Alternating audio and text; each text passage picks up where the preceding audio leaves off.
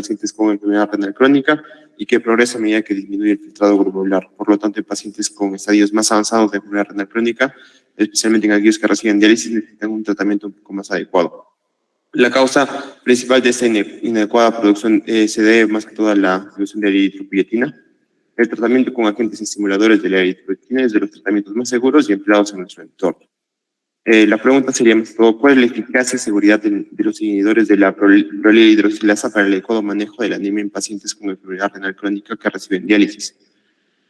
Según la búsqueda exploratoria en su artículo, según la pregunta PICO, en pacientes, en este caso fueron pacientes con diálisis, en lo que sería intervención, sería los pacientes que utilizaron prolia hidroxilasa, la comparación sería con la epoetina y los resultados más serían pacientes con anemia.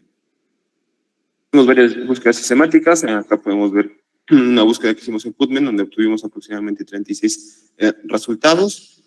La elección de su artículo principalmente es porque es un ensayo clínico realizado en fase 3 y principalmente tiene 242 citaciones y está publicado en revistas como en PubMed y también en The New England Journal, y es un estudio más que todo que compara el fármaco, el cual se utiliza más que todo como tratamiento habitual.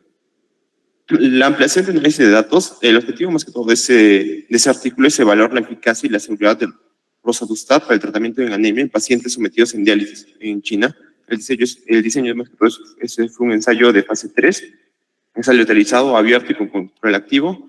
En la población se identificaron dos poblaciones, principalmente la población con intención a tratar, fueron de 304 pacientes, 204 los cuales fueron tratados con roxadustat y 100 con epoetina alfa. Por protocolo, más que todo fueron 294, 196 con roxadustat y 98 con epoetina alfa. Los criterios de inclusión fueron la edad que de 18 a 75 años, los pacientes que tenían enfermedad renal en etapa terminal, aquellos pacientes que se realizaron durante al menos 16 semanas, aquellos pacientes que también recibían epoetina alfa durante al menos 6 semanas y los cuales tenían un valor también de hemoglobina entre 9 a 12 gramos por decilitro. En caso de los criterios de exclusión, el artículo se menciona que hubo varios criterios de exclusión, pero al momento de tratar de entrar al vínculo, no presenta acceso. El tratamiento de la prueba, principalmente acá los pacientes elegibles se le utilizaron una proporción de 2:1 para recibir roxadustat oral y epoetina alfa durante 3 veces por semana durante 26 semanas. La aleatorización se realizó centralmente en secuencias estratificadas según la dosis de epoetina alfa al inicio, que sea menor de 8.000 unidades internacionales o mayor de 8.000 unidades internacionales por semana, y por el método de diálisis, ya sea por hemodiálisis o diálisis peritoneal. Las dosis aplicadas de fármacos, principalmente la dosis inicial roxadustat fue de 100 miligramos en pacientes que pesaban entre 45 y menor a 60 kilogramos, o de 120 en pacientes que pesaban más de 60 kilogramos. Los pacientes que habían sido asignados al azar para recibir epoetina alfa continuaron con las dosis previas a la aleatorización. La terapia de rescate se permitió utilizar más que todo la ferroterapia oral, una terapia con hierro intravenoso que estaba prohibida excepto como terapia de rescate.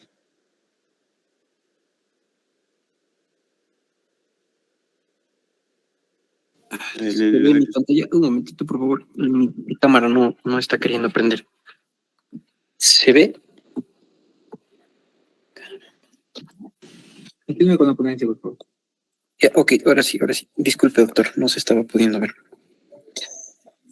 Para los resultados de la eficacia, estamos tomando el Roxtrot y también con epoetina alfa. Vamos a tomarlo por protocolo, que esta en primer cuadro no está disminuyendo por menor a 1 gramos por X, que es por encima del valor inicial.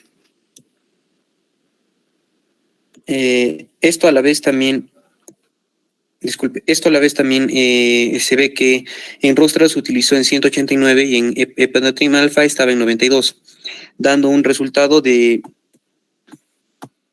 Disculpe, doctor. Dando el resultado de 92.84, de un RRA también de... Un momentito, por favor, mi pantalla se está colgando.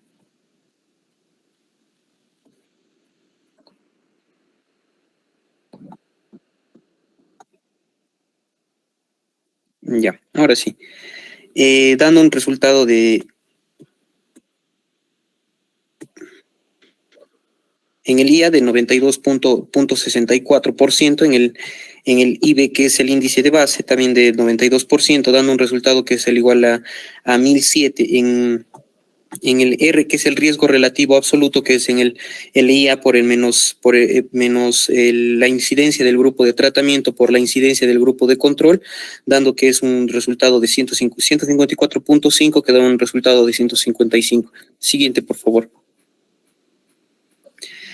Para la interpretación, vamos a ver por protocolo de Rockstrot, también se utilizó en HB de al menos de 10 miligramos, que es de 178 para Rockstrot y 88 para Epoetin alfa de 88.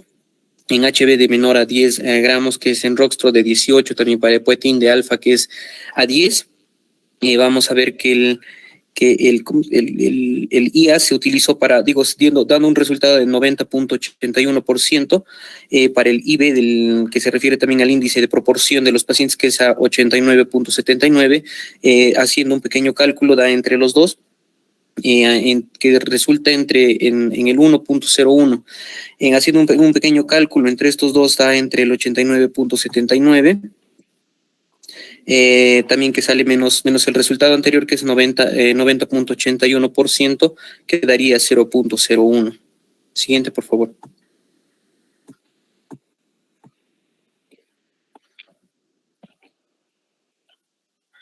Para ver de otros parámetros también, estamos viendo del colesterol y de los triglicéridos. Para el colesterol, mejor dicho, es de 180.7 entre más o menos a 136.8 miligramos, para la semana 27, que es a menos 30.2, que de más o menos va a 113.3 miligramos, que también va de menos 64.8 a 13.6. Esto va dando también por Eponetrin alfa, que es a 148.3, de entre más o menos a 104 a 0.2 en miligramos, lo que podemos interpretar como lo de que es el colesterol, debido a que son 6 pacientes con Roxadut para disminuir en uno de ellos el colesterol, dando una total de comparación entre los pacientes con que se utilizó la Epoetina alfa, que da entre menos 22 miligramos. Utilizando el LDL, haciendo la ecuación de RRA, que nos da entre 24%, que nos resulta en el NNT con el 5, vamos a tratar entre los 5 pacientes con Roxadustat, para disminuir entre uno de ellos, para disminuir con el LDL en comparación de los pacientes con Epoetina alfa, que da en menos 18. Viendo en el cuadro la transferrina, que está aumentando en 0.45 por más o menos de 0.05 gramos por litro, esto es donde se mantuvo la Epoetina alfa, donde se dio a los pacientes que utilizaron, dando resultado a menos 2 miligramos. Igual para el TGL, el RRA estuvo en menos 8%, disculpe, dando con el resultado del NNT al 13%. Para tratar a los 13 pacientes con Roxadust, se debió disminuir en uno de ellos en el TLG en comparación con los pacientes de la Epoetina alfa en menos 12.4 miligramos. De ahí nos da el resultado de seguridad. Siguiente, por favor. En los resultados de seguridad, vamos a ver que es por intención de tratar, también utilizando el Roxadust, el Epoetin alfa, dando un total. En cualquier efecto adverso se dio en cálculo de Roxadust al 96% y en Epoetin alfa al 38%. Esto se da para los pacientes que tomaron a Roxadust, que tiene un 1.23 veces de probabilidades de presentar un efecto adverso que los pacientes que utilizaron con Epoetina alfa. Esto se da con un IAD en que se da igual al 47.5%. Ahora, utilizando en los pacientes que no hicieron un efecto adverso, que son los pacientes que utilizaron el Roxadut en cantidad de 108 y con el Epoetin alfa con 162, sacando el cálculo, saldría entre el NND, que es en el valor A1, sobre el RRA, que da el valor a 11.03, con lo que estamos restando nos daría el valor a 12. Para tratar a estas 12 personas que están usando el Roxadust, es para provocar al menos un efecto adverso en una persona de los pacientes de Epoetina alfa. Cuando hay esto es cuando hay un evento adverso más frecuente detrás de la infección respiratoria alta, lo que nos da el siguiente cuadro. Siguiente, por favor. Este es el evento más frecuente por la infección respiratoria alta. lo que vamos a ver que por una intención a tratar en los pacientes de Roxadut por la infección respiratoria alta, que son 37, y por la epoetin alfa, que son 11, vamos a interpretar que el IAE nos da entre el 18.13% por un IB del 11%. Sacando el cálculo entre el RRA y el IA sobre el IB es entre el 1.65%. Los pacientes que han tomado el Roxadus tienen 1.65% más veces probabilidad de presentar una infección respiratoria alta que los pacientes que han utilizado el epoetin alfa. En caso contrario, como da el otro cálculo que es de RRA, que es el 11% menos el 18.13%, que nos da el resultado del 7.13%, nos da un resultado por el NND, que damos un valor a 1, el RRA sobre el RRA, que nos da un resultado a 14. Esto es debiendo de tratar a 14 personas que están usando el Roxadus para provocar una infección respiratoria alta en comparación a los pacientes con el epoetin alfa, lo que nos da el siguiente cuadro. Siguiente, por favor.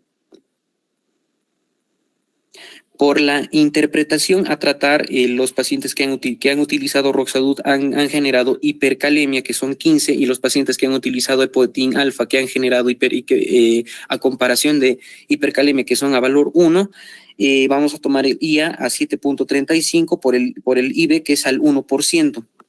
Esto es para los pacientes que han tomado el Roxadus, que tienen un 7.35 de veces más probabilidades de presentar hipercalemia que los pacientes que han utilizado el epoetin alfa. En caso contrario de los pacientes que no han generado la hipercalemia, que son en los que han utilizado el Roxadus, que son 189, a comparación de los pacientes que han utilizado epoetin alfa, que son en 99, vamos a sacar el cálculo utilizando los anteriores valores, utilizando el RRA, que era igual al valor al 1% del IBE con el IA, menos el 7.35, nos da un resultado de 6.35%. Utilizando el NND, que también dándole el valor a 1 sobre el RRA, que es el 15.7%, nos da un valor al 16%. Esto es debiendo tratar a 16 personas utilizando el Roxadus para provocar a la hipercalemia en comparación a los pacientes que han sido expuestos a epoetin alfa. Siguiente, por favor. En lo que respecta a la identificación de potenciales sesgos, vamos a empezar describiendo lo que es el sesgo de realización.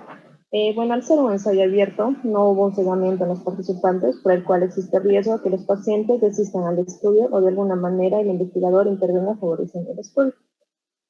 En cuanto al sesgo de financiamiento, el patrocinador principal fue Fibrogen, que brindó apoyo financiero y fue responsable de la recopilación y el análisis de datos. Por lo tanto, el estudio podría estar sesgado a su conveniencia. Dentro del sesgo de selección, este estudio está sesgado a una población asiática, por lo cual podría perder validez externa en lugares con una prevalencia diferente de la enfermedad. El sesgo de pérdida de seguimiento, un total de 48 que representa el 16% de los pacientes, 42 en el grupo de Rexadustat y el 6 en el grupo de epoetin alfa, van a interrumpir la medicación asignada por presentar efectos adversos.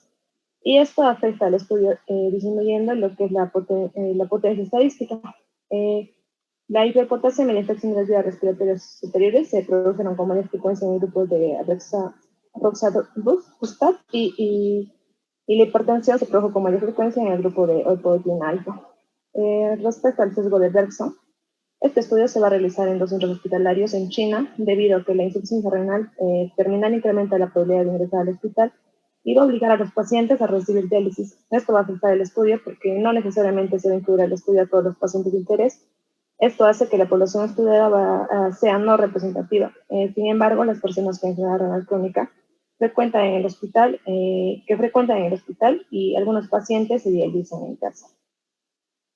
En lo que respecta al sesgo de medición, se realiza una medición de potasio en intervalos muy amplios debido se debía medir más seguidamente, pues es un efecto adverso del medicamento y esto va a afectar al estudio porque va a enmascarar lo que son los resultados adversos. La siguiente diapositiva, por favor. Bueno, en nuestro planteamiento del problema, nuestra pregunta inicial era: ¿cuál es la eficacia y seguridad de los inhibidores de la prolilidroxilasa por el adecuado manejo de anemia en pacientes con enfermedad renal crónica que reciben diálisis? En cuanto a la eficacia del roxadustat es un medicamento que va a pertenecer al grupo de los inhibidores oral de la enzima prolil hidroxilasa. Este no va a mostrarse realmente superior a la apoetina alfa para aumentar los niveles de hemoglobina en pacientes con enfermedad renal crónica que se van a someter a diálisis, pero ambos medicamentos pueden requerir de soporte con hierro oral. Con respecto a la seguridad del artículo, menciona que no hay diferencias, sin embargo, al realizar los análisis adicionales, se demuestra que el uso de roxadustat producirá más efectos adversos que la epoetina, principalmente lo que es la hipercalemia, que ya lo había mencionado. Es necesario también realizar más investigaciones en poblaciones mundialmente diversas, y la ventaja del roxadustat se centra en su administración oral, lo cual puede emplearse como una alternativa menos invasiva y determinados casos. En nuestro contexto sigue siendo más beneficioso y accesible el uso de epoetina para el control de la anemia producida por enfermedad renal crónica. La siguiente diapositiva, por favor. Esta es nuestra bibliografía, doctor, y con esto concluye nuestra exposición. Ok. Dejen sus preguntas todos, por favor.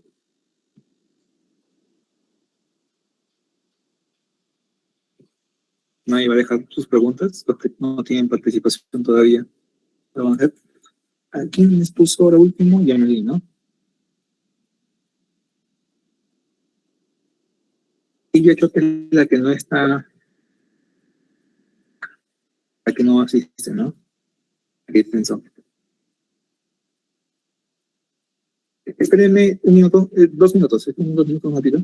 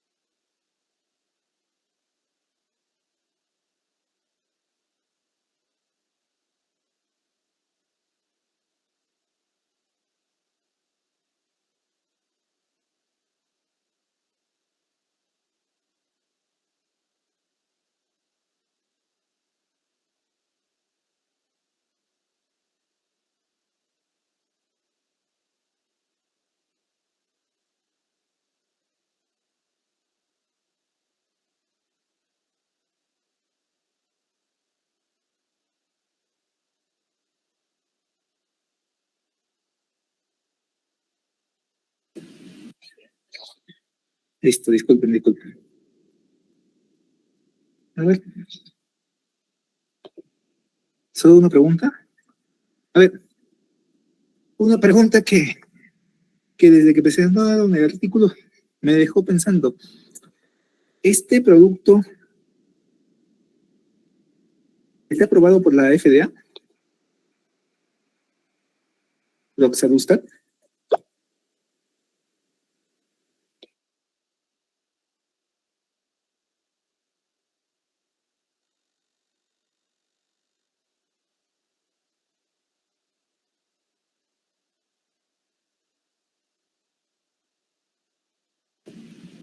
A ver, cualquiera. Es que el artículo que han presentado es algo antiguo, 2019, ¿no? Ya tiene sus 4 años. Y si bien podría tener algún valor, digamos, que ya se podría haber ampliado, porque los ensayos clínicos fase 2, fase 3, ya dan paso siempre a los de fase 4, y usualmente estos se van viendo después de solamente unos 2 o 3 años. Mejor dicho, ya podríamos ver los estudios derivados de este primero que presentan ustedes. La pregunta es ahí, ya después de 4 años, ¿han logrado su aprobación como por parte de la FDA para el uso dentro de esto? Dime. Creo que en el 2022 negaron la aprobación de Roxadustat, pero otra vez en en ese mismo año se volvió a votar para ver si va a volver a ser aprobado ese medicamento. Pero principalmente no, está denegada la aprobación por la FDA. Oye, ¿no? El objetivo de estas presentaciones es que nosotros salgamos con algo de utilidad, ¿no? Tanto para nuestro quehacer médico como, o sea, digamos, como un conocimiento nuevo, como también, ¿no? Las actitudes que uno puede tomar frente a un artículo. Entonces, ahí, partiendo de eso, mi primera pregunta es, ¿por qué elegir un artículo que ya tiene 4 años, ¿no? El comentario usual de cualquier persona en realidad que maneja un poco de esto, es decir, mínimo, ¿no? Que sea en los últimos años, idealmente de los últimos 5 años, ¿no? Y ese ya está casi bordeando a los 4 años y entonces uno dice, la información de acá, ¿qué tan válida podría ser? Fuera de lo que les estoy diciendo, que no está aprobado por la FDA. Es más, fue rechazada su aprobación, ¿no? Por otras complicaciones cardiovasculares. Entonces, a ver, primero intenten defender eso.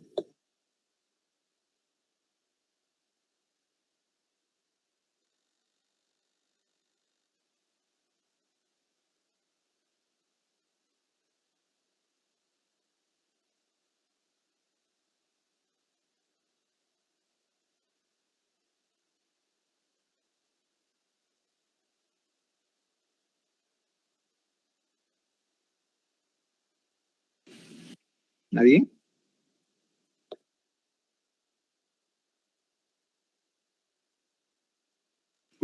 O sea, doctor, lo que trata bueno, principalmente elegimos el artículo principalmente porque trataba de poner de dar otro tratamiento igual que eficaz que la hepatitina alfa, doctor.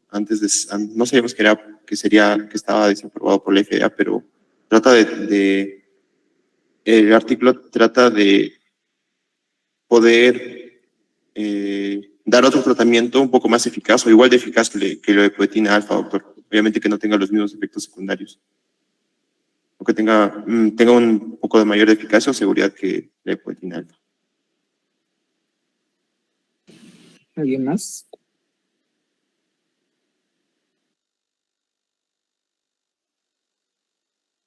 Doctor, bueno, en mi caso me pareció interesante, ya que, dos estudios van a relacionar el uso de estos agentes estimulantes del tipo YESI en lo que es justamente en pacientes con mayor riesgo de eventos cardiovasculares y muerte.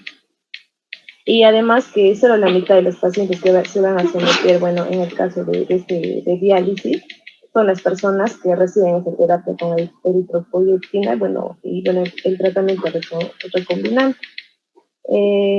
Y bueno, esa más que todo era bueno, mi punto de vista, ya que me pareció interesante esa parte, ¿no? Porque hay muchos pacientes que pasan desapercibidos y además que no todos los pacientes tampoco son hospitalizados.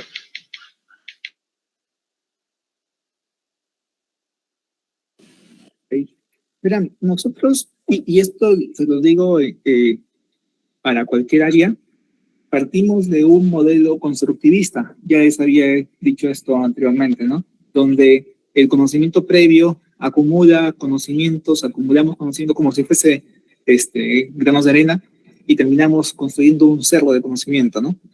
El asunto es cuando el conocimiento de la base que formula las ideas iniciales está mal hecho. No estoy hablando del caso del artículo, porque finalmente para eso se hacen los estudios. Uno hace el estudio y espera obtener un resultado positivo, lo encuentra y sigue adelante. Ya en el siguiente o en el siguiente paso nos damos cuenta de que también habían cosas malas y tiraríamos abajo esa pared que vamos construyendo de conocimiento, ¿no? Este producto, al menos en la fase en la cual ustedes lo presentan, sí mostraba aspectos positivos, ¿ya? Y después ya comienza a caerse en los años siguientes, en las publicaciones siguientes, y a eso tenemos que tener cuidado, porque lo que ustedes están leyendo hoy, mañana podría desecharse, ¿ya? Y no desecharse el conocimiento, sino las decisiones que uno podría tomar. Esto no es algo nuevo, esto pasa de forma muy continua, en realidad es muy frecuente que productos, fármacos, opciones de tratamiento sean válidas hoy y mañana se cambien, se modifiquen, ajusten, ¿no? Se incluyan nuevos criterios o se saquen los criterios previos y eso pasa con el producto que ustedes están presentando, ¿ya? Para el 2019 se presenta un estudio en el New England, una de las mejores revistas, que da resultados que son alentadores. 2020, 2021, 2022, la FDA lo rechaza por efectos adversos varios, ¿no? Entonces, deberían intentar siempre buscar más información, no quedarse solamente con el artículo, sino con un escenario amplio. Claro que eso ya lo solemos dejar para los que somos especialistas, ¿no? Si alguno de ustedes fuese nefrólogo, debería tener más conocimientos y saber, ¿no? Ahí cuál fue el escenario, pero dense cuenta que por más que traigan un artículo nuevo, puede que la experiencia no les alcance para poder discutir sobre el tema, ¿ya? Entonces, tenemos que tener ese cuidado. Lo segundo es que la estadística que yo les he enseñado y que, bueno, lo han aprendido en la universidad y están más familiarizados, es la estadística inferencial, ¿no? ¿Qué significa esta? Que nosotros presentamos datos y sacamos una inferencia a partir de los datos, pero nos olvidamos del resto del universo. Hay otra estadística que se llama estadística bayesiana, que consiste en incluir la información previamente obtenida y ver cómo se modifica a partir de los resultados que obtenemos. En otras palabras, el resultado que hemos obtenido modifica nuestra conducta actual. No es que no exista conocimiento, ni tampoco que el resultado que obtengamos va a cambiar radicalmente nuestra conducta, sino que va a cambiarla en función de qué tan importante sea el resultado. Y no como la estadística inferencial. La estadística inferencial, o sea, solamente se basa en el universo que proporciona el artículo, y si es que fuera de ese universo existen cosas distintas, nuestra conducta va a seguir siendo la misma, ¿no? Ustedes presentan ahora un artículo y concluyen en función del artículo, pero se olvidan del universo de conocimiento que está afuera, tanto previo como posterior, ¿no? Entonces, la estadística bayesiana intenta abrir un poco esa, digamos, mentalidad en cuanto a que no se limita al conocimiento del artículo solamente, sino al conocimiento previo. E integra un poco más lo que sería la medicina basada en evidencia, porque el conocimiento previo podríamos tomarlo como la experiencia ya adquirida, ¿no? Entonces, experiencia ya adquirida, más información nueva genera un conocimiento modificado, ¿no? No es un conocimiento absoluto. Esto ténganlo presente porque es otra forma de ver los análisis de artículos, ¿ya? ¿Cuánto va a modificar mi conducta? Ustedes y todos los grupos en realidad hasta el momento solo han presentado resultados, opiniones o conclusiones en función del artículo que están leyendo. Pero no recuerdo a alguno de ustedes que haya dicho mi conducta era esta y con el artículo sustento aún más mi respuesta. O sea, ya tenían una conducta tomada y con el artículo la modificaron, ¿no? Para bien o para mal. Y en realidad la medicina basada en evidencia es esa. Ya cuando ustedes sean internos, sean residentes, o bueno, dan sus serums, ¿no? Sean residentes después, o ya médicos adscritos, van a tener una conducta preestablecida. Van a llegar y van a decir, voy a tratar a un paciente con tal o cual medicamento. Porque eso es lo que aprendieron. Quizás lo aprendieron bien o mal, pero finalmente lo aprendieron a hacer así, ¿no? Digo aprender mal porque, por ejemplo, pueden haber aprendido porque su profesor les dijo, ¿no? Para pacientes con tal enfermedad, das tal pastilla. ¿Basado en qué? ¿Sustentado en qué? ¿En qué información? Lo ignora, pero simplemente repiten lo que el otro les dijo. Y llega ese punto en el cual ustedes leen un artículo que les dice una cosa distinta. Entonces, ¿qué hacen ustedes? Olvidan su conocimiento previo y adquieren el conocimiento del artículo, olvidan el conocimiento del artículo y siguen manteniendo el conocimiento previo, o es que hacen más bien una modificación de su conducta en función de qué tan valioso sea ese artículo. Si se dan cuenta, lo usual o lo que parece más razonable es que si sale publicado algo y este algo es suficientemente bueno, modificamos radicalmente nuestra conducta. Si es que no lo es tanto, modificamos nuestra conducta, pero tampoco la eliminamos, ¿no? O sea, no es que radicalmente la publicación de un artículo va a hacerme cambiar de opinión. Nosotros vamos adecuándonos, ¿no? Y eso es lo que nos pasa en el día a día y en realidad lo que me pasa a mí, cada semana salen artículos bastante variados en neurología vascular y modifican mi conducta previa. No la anulan, no es que yo cree un conocimiento de la nada, no es que no sabía y ahora sé. En realidad lo que estoy haciendo es adecuar, modificar, mejorar mi conducta. Y esto ténganlo muy presente, ¿ya? Cuando se lee un artículo, lo que se busca es cambiar conductas, no crearlas, ¿no? Entonces, si ustedes parten de ausencia de conocimiento, están creando una conducta, ¿no? Pero si es que ya han leído o saben algo previo, su conducta va a ser solamente modificada. Y tener la plasticidad para modificar su conducta es más importante que decir, yo no sé y ahora sé. No, aparecer de nada. Entonces, este artículo es un buen ejemplo de cómo alguna información que discutamos hoy, mañana podríamos ya no tenerla en el mismo nivel de apreciación. ¿Sí? Y quizás todos los que han expuesto, incluso los que han expuesto artículos de hace una semana, bueno, ninguno de hace un par de meses, ¿no? Pero de este año, tengan presente, hagan el seguimiento, ¿no? De acá 5 o 6 años, quizá ese artículo siga siendo vigente, como también puede que ya se haya rechazado esa propuesta terapéutica. ¿Sí? Entonces, no sean, siendo tan jóvenes, personas que no acepten cambios en cuanto a su conducta, conocimiento y comportamiento. ¿Ok? Ya yendo al artículo propiamente, no entendí casi gran parte de los análisis de NNT que habían hecho cuando estos venían de datos cuantitativos. ¿Pueden retroceder, por favor, a la parte de los NNT? Retrocede uno más. Ahí se entiende que va a salir, ¿no? Porque esos son... Retrocede. Ahí, por ejemplo, ¿no? Ahí no hay un orden correcto. Es una diapositiva, está medio feita, muy feita en realidad. Y arriba, por ejemplo, ponen los fármacos que prueban y ponen inicio, semana 27, transferrina, hierro sérico, y al costado ponen colesterol y triglicéridos, ¿no? Entonces, no facilita a alguien seguirles en cuanto a la presentación, ¿no? El inicio y semana 27, ¿de qué es? ¿De colesterol, triglicéridos? ¿De ambos? No lo sé. Y después calculan NNTs, para un NNT tenemos que calcular incidencias. Aquí, por ejemplo, ese NNT para colesterol total, ¿qué datos introdujeron para hacer el análisis?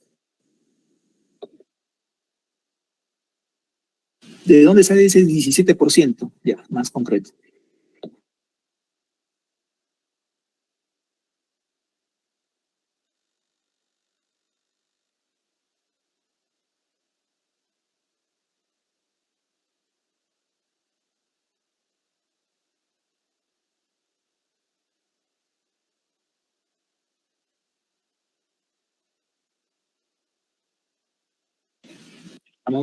Vamos. ¿Sí me escucharon? ¿Se escucha fluido o se escucha entrecortado todo?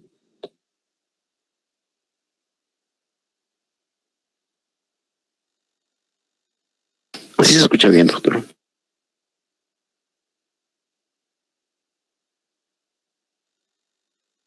Ok, mi pregunta concreta entonces, ese primer NNT de 6 con RRA de 17%, ¿de dónde proviene? Algunos de ustedes deben haberlo calculado, o lo copiaron y pegaron del estudio. En todo caso, ¿de dónde proviene? Doc- Se escucha cualquiera. Doctor, estoy teniendo, mi línea lo he cortado, lo he cambiado de operador. ¿Me podría repetir de pregunta, por favor? NNT de 6, RRA 17%, ¿de dónde proviene? Y por más de que tú hayas calculado ese dato, tus compañeros son parte del grupo, ¿ok? Así que cualquiera responda, ¿de dónde proviene?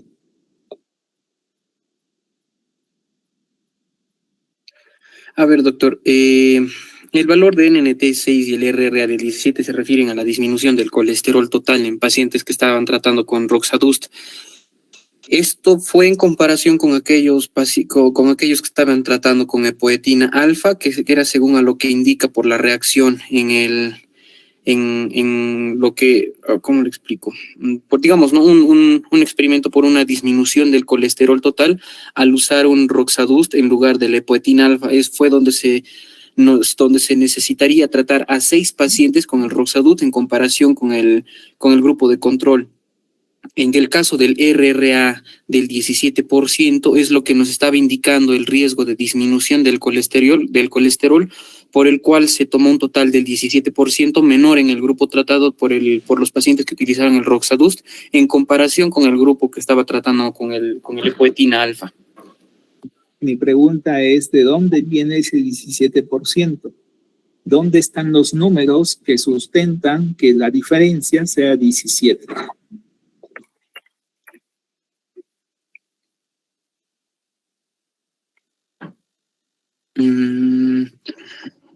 Por ejemplo, doctor, a lo que se refiere en la reducción del riesgo absoluto, que es el RRA, por la disminución del colesterol total en los pacientes tratados con Roxadust en comparación con los que fueron tratados con la epoetina alfa, fueron la que se indicaba en lo proporcionado, ¿no? En el RRA, por ejemplo, que se calculó restando la incidencia en el grupo del tratamiento, que fue del IA, de la incidencia en el grupo de control, que es el IB. En este caso es que la IA es del desconocido, pero estaba mencionando que el RRA era del 17%, lo cual nos ha indicado que en el riesgo de la disminución del colesterol total, A ver, que es... disculpa, no deseo esa respuesta.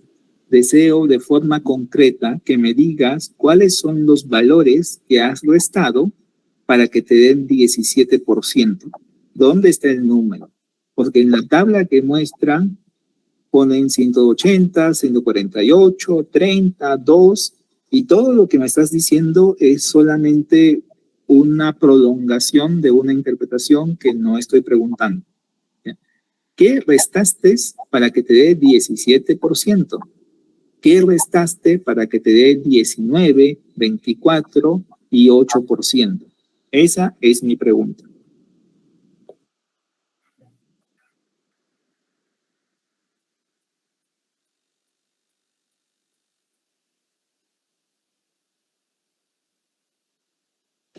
¿Se entiende mi pregunta? Concreto, ¿qué restaron? 180, por ejemplo, ¿en qué fórmula está? Ese 148, ¿en qué fórmula está? ¿De dónde sacaron 17%?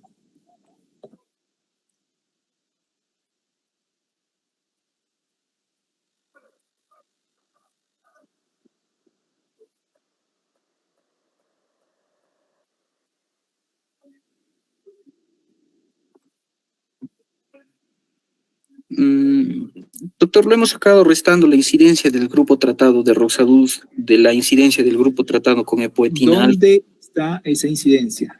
¿Y cuál es la incidencia a la cual te refieres?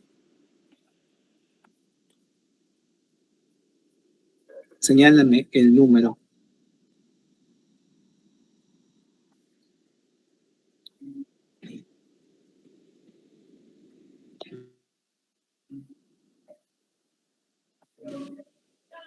Cualquiera del grupo ayude a su compañero. Señálenme qué restaron para que le dé 17.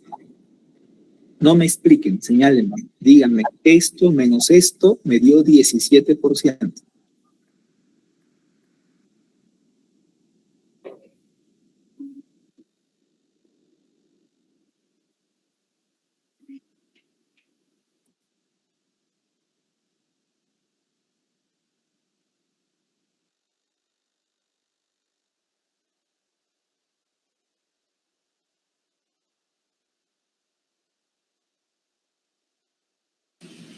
Por favor, estoy haciendo una pregunta muy sencilla. ¿Qué restaron? Yo ya sé qué es la incidencia. Yo les he enseñado qué son las incidencias. ¿Qué número han restado?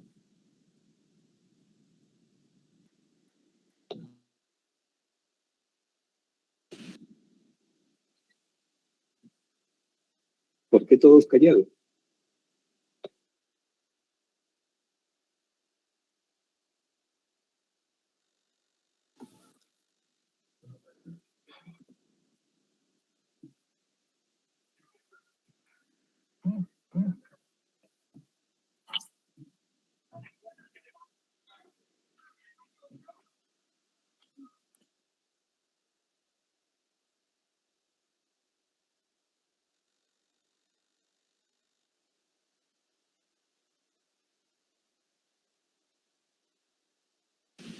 Vamos, por favor, díganme, realmente díganme, ¿qué han restado?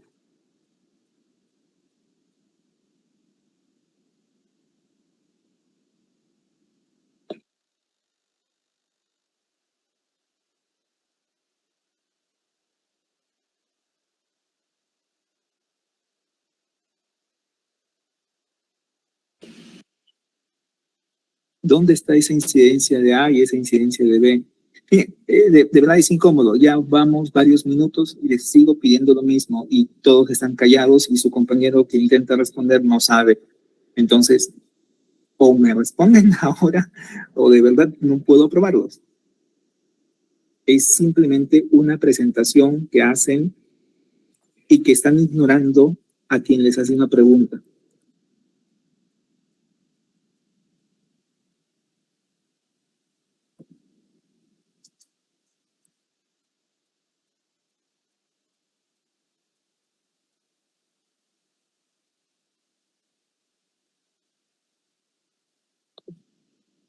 Nadie sinceramente va a responder. No es broma que nadie me dé una respuesta.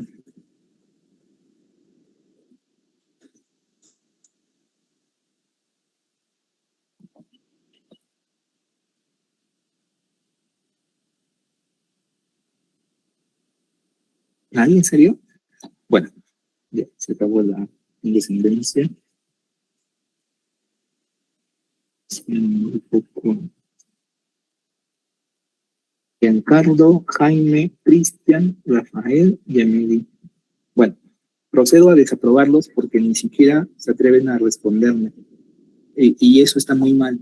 Ustedes cuando hacen una presentación intentan educar al que escucha y En el caso de ustedes, se están presentando números que ni siquiera saben de dónde provienen. Eso es una falta de respeto total en una presentación. No saber siquiera lo que están presentando, ¿ya? Y ahora puede que me digan una cosa y otra, pero al final el cálculo de esto, ¿de dónde vino? Al azar, cualquier número. Si es que uno no está atento y les cree y dice que el tratamiento para esto es, o sea, tendría que interpretamos el NT y todo eso y decimos, pero esto es fraude, ¿no? Al final de cuentas me están dando números que no existen. Entonces, ni siquiera pueden sustentar su presentación. A ese nivel llegamos. Y varios de ustedes, del resto de sus compañeros, me refiero, terminan haciendo cosas parecidas, ¿no? Hacen cálculos, análisis de cosas mal hechas. Aquí, por ejemplo, me dice incidencia y me muestra datos cuantitativos. Las incidencias no son eso, las incidencias son porcentajes. Y por eso la diferencia se te da en porcentaje. Ustedes dirán, pero qué tanto fastidio, es solamente un número. No, no es un número, es una interpretación. Después yo quiero tomar una decisión y decir, ok, voy a manejar su colesterol, HDL, LDL, en función de los datos que sus compañeros nos están dando, y veo una alta eficacia ahí, pero luego me doy cuenta que eran números ficticios, mentiras, ¿no? Entonces, no lo tomen a la broma. Y reitero, es la única presentación que iban a hacer ustedes conmigo. Esta semana exponían 3 y la semana anterior 2. La única, tenían que haberse intentado corregir, ¿no? Y esto es NDT, es algo que hemos discutido en varias ocasiones. No es algo que salió de la manga, ¿no? En fin, no los puedo probar. Luego que se mantienen todavía constantemente en silencio. ¿Listo? Ok. Gracias.